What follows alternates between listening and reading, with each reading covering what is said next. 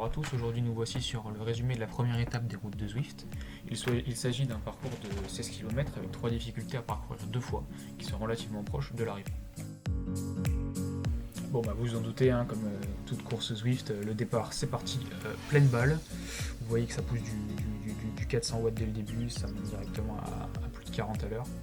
Et ça va rester comme ça pendant un bon moment, une grosse intensité, et puis finalement ça va finir par exploser comme d'habitude, hein. Il y a 1000 coureurs au départ, et puis les groupes se forment, et ça finit à une centaine, à une dizaine, et au vainqueur. Bon, alors ensuite on arrive à ce petit mont pavé, c'est la première bosse de ce circuit qui est située à 13 bornes du départ.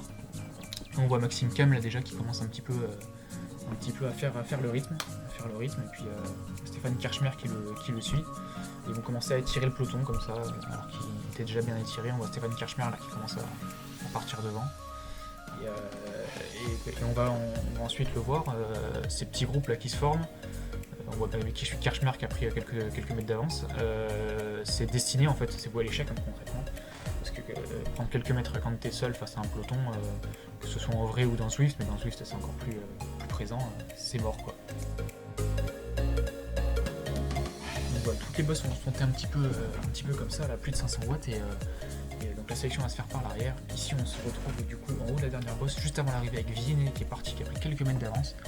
Il a pris quelques mètres d'avance sur ses compagnons de course, et on a Jean-Eudes Demaret là, qui va le déposer littéralement, qui va sprinter à plus de 800 watts à 180 BPM. Très très très costaud Jean-Eudes Demaret qui est parti pour gagner, qui a pris vraiment une belle longueur d'avance. Et là, qui est-ce qu'on voit derrière? C'est Adrien Garrel qui revient fort dessus, qui revient très très fort, qui prend l'aspiration et qui là du coup va venir le déposer juste devant la ligne. Et donc Adrien Garrel, premier leader de ces routes de Zwift. Bravo à lui. Vous vous en doutez, pour gagner en costaud comme ça, Adrien Garrel ne pouvait être autre chose que professionnel chez B&B Hotel. On voit donc au classement Adrien Garrel de l'équipe Otacam qui s'impose devant Jean-Eudes Demaret, devant Samuel Plouinec que l'on avait noté comme un favori, devant Benjamin Thomas qui évidemment était un favori naturel qu'on avait noté, mais c'était évident. Et pour compléter ce top 5, Stéphane Kirchmer, l'Autrichien, qui est également un coureur très costaud qu'on avait noté comme un favori.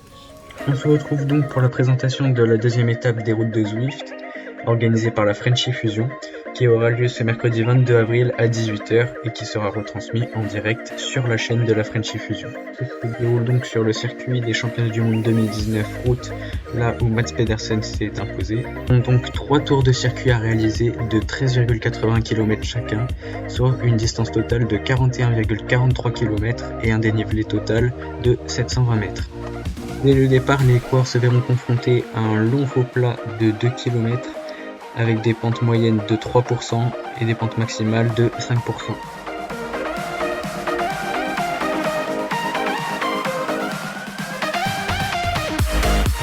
À la suite de ce faux plat, les coureurs ont une descente.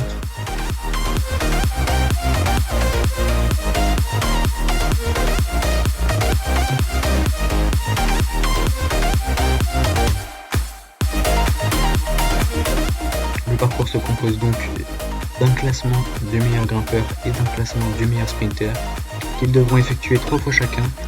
Dans un premier temps, ça sera la cote de 1,2 km à 5% de moyenne avec des pourcentages maximales atteignant les 7%. Ils seront au pied de la difficulté au kilomètre 7,6, au kilomètre 21,4 et au kilomètre 35,2.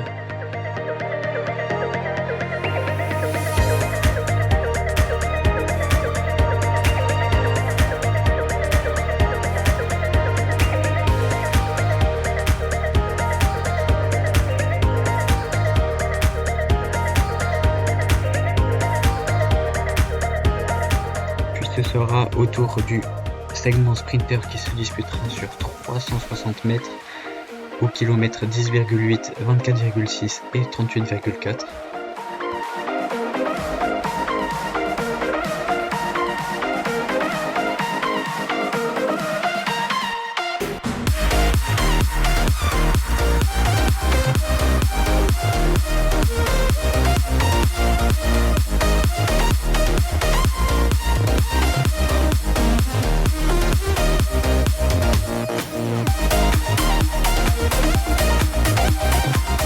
enfin, à la flamme rouge, les coureurs se verront confrontés à la cote finale avec des passages à plus de 10%.